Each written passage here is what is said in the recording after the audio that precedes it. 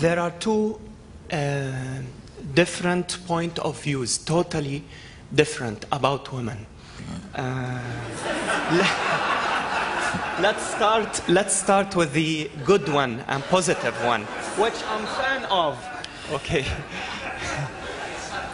There is a proverb that says, behind every man there stands a great inspiring woman, which basically means if you don't have a great inspiring woman in your life, then you as a man can't achieve greatness. Okay? The other idea. Okay. Okay. The other. I feel the temperature going up a little bit. Yeah.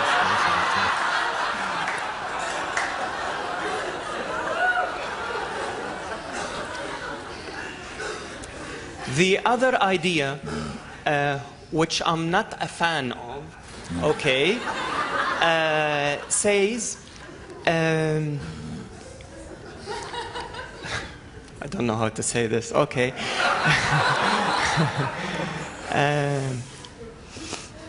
A woman is an unsecured being.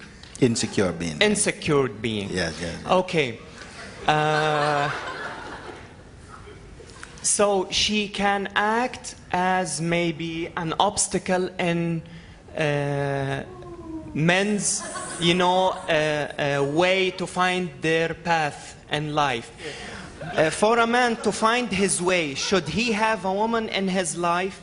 I mean, is she going to be a supporting factor or an obstacle? Thank you.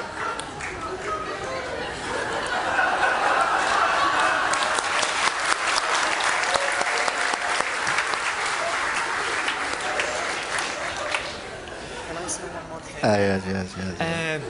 For me personally, I would like to have a woman in my life. I don't like to meditate alone, to pray alone, to communicate with God alone. It will be much more enjoyable when you do this with your partner. You meditate together, you pray together, you share everything. I feel it's much more enjoyable. But I want to know, is this the right thing to do?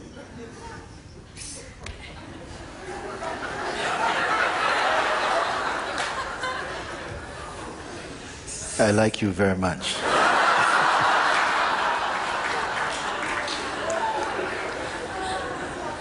When someone speaks out what most people think, but don't say, then he comes and you speak it out, no? Like this is good.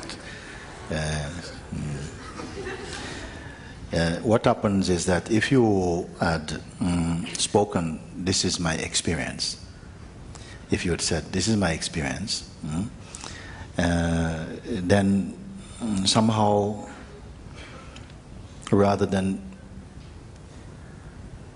it is said that, and I think it's okay to express this also, but it feels the people are so different, isn't it? People are so different. Sweeping statements like this have to be taken a bit lightly. You cannot take them too seriously, because then it's a kind of blindness to speak like that, to have this type of view. Because people vary. Also, many of the points you make about women, also men are also experiencing like that. But it is good to have someone with whom you can communicate.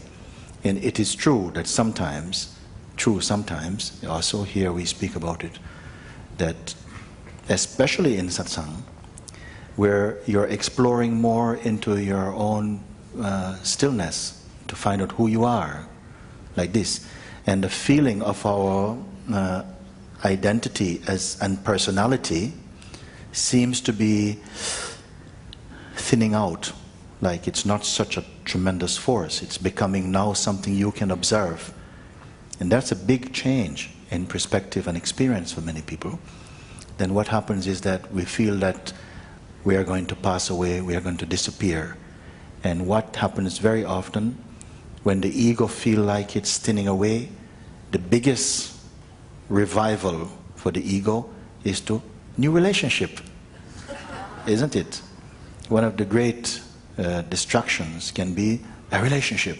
Is a great salvation for the ego, because then somehow someone finds me valuable or something. So this type of relationship I point out and I say, be aware of that. It's part of the strategy somehow. I'm using these words for now, as the mind is somehow feeling under threat. And then it will come up very strongly for a while to sabotage your seeing, the completeness of your seeing. All the doubts, all the fears, all things that you felt you have transcended in the past comes back with real force for a while. And I say, hold your ground. Don't divide yourself. Stay centered in your truth. This is something. It's relating to the point you're speaking. I'm making a bigger point of it.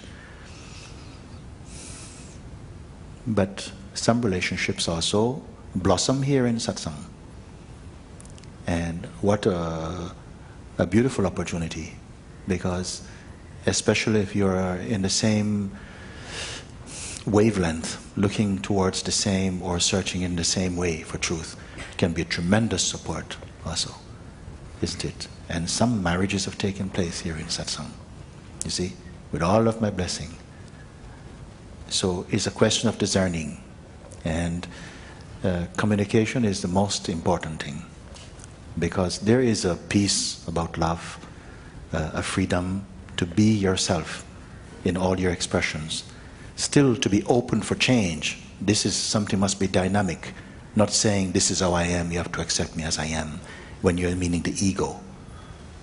To accept me as I am when you are consciousness, but when you are just ego, and the tendency is to towards insecurities and attachments and fears and all of these type of things, vulnerability, fear of rejection, all of these things come into play. So it is very important for someone first to focus on your own freedom, because you bring more into a relationship. Freedom is not free in order to have a better relationship. But somehow if a relationship happens inside your freedom, then it will be a very beautiful thing. Communication is at the heart of it. I remember one story, one man, this couple, they had an argument. They had some argument, and then they decided to not talk to each other. But they're still living in the same small place, but they're not talking to each other, and they pretend like they're not, then each one is not there. But at the same time, they keep looking where the other one is, but this is going on for a few days, and neither of them would break their attitude. And then the husband remembered, oh, I've got to make this appointment. He had to make this appointment to travel to another place in the morning. Early, he must fly. But he can't wake up by himself, because always his wife has to wake him up. And then he feels, oh, what am I doing now? But he didn't want to break and give in and break his silence. So he had a bright idea, and he wrote a message on the paper: wake me up at 5, urgent, okay? And then he put it by her bedside table, and then he felt very good. I didn't have to speak to her. So in the morning comes, and the cock is crying. He gets up and he wakes up, and it's like 8 o'clock. And he is furious. And she's in the bathroom singing, oh, what a beautiful morning. And he is completely furious, and he rushes, going to rush to see her, and then he sees a message on his table, and he opens it, and it says, it's 5 o'clock, get up.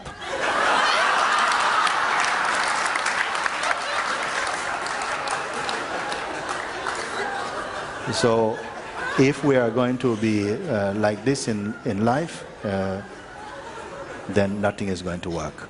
I think communication is at the heart of things. Openness, non-game playing, all of this is okay. And the broad thing about how men are and how women are and so on, there is something I would want to say, because I heard this before. When we were growing up, it was like a kind of, I don't know if it's a saying where I grew up. And it says that men uses affection to get sex, and women uses sex to get affection. There was a little thing like this, no? But actually, we have a debate about these things and say there is a difference in our orientation somehow, but it looks like the universe purposefully make like this, so that we are not the ones who complete each other. That you must find for yourself the truth. You see, because if man was made for woman and woman was made for men, then you would not grow spiritually somehow. You'd be each other's answer somehow. So it says man is made for God and woman is made for God. That if somehow inside your heart is turned towards the truth, then everything else will work fine. Even what you speak is good, that you have somebody and they're like you and you're together, but you cannot make that happen. You can only discover that.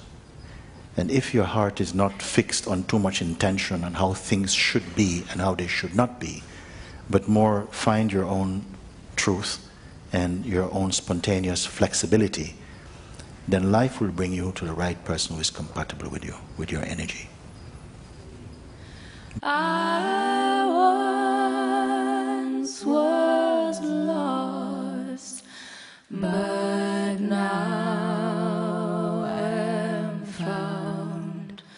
Was blind, but now